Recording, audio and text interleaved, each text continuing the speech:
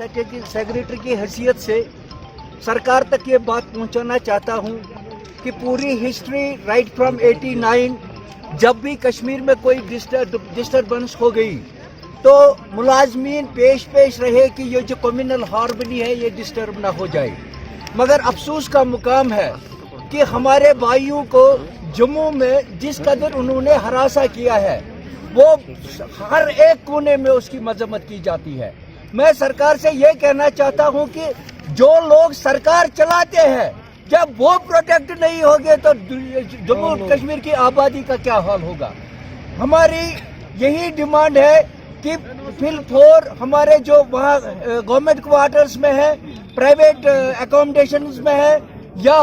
Hotels में है, उनको पूरी प्रोटेक्शन दी जाए। उनके साथ उनके बच्चे हैं, उनकी फैमिलीज है, वो इस वक्त रो रहे। आपको पता नहीं सुबह 8:30 बजे जानीपुर में इन्होंने फिर एक हमला किया है जिसकी हम ही नहीं है पूरे जम्मू कश्मीर के लोग मजम्मत करते हैं। अगर इन्होंने आज शाम तक ये इंश्योर नहीं किया, इनकी प्रोटेक्शन इंश्योर नहीं हुई तो एम्प्लॉय ज्वाइंट एक्शन कमेटी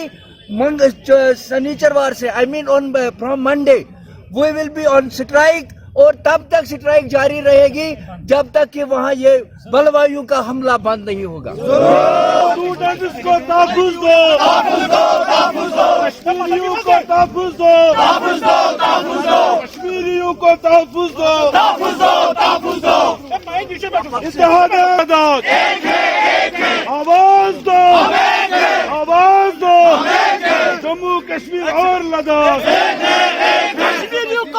कश्मीरियों को दरबार मुलाजमीन को तहफ़्फ़ुज़ दो, मुसलमानों को तहफ़्फ़ुज़ दो, वरना कुर्सी छोड़ दो, बलवायु को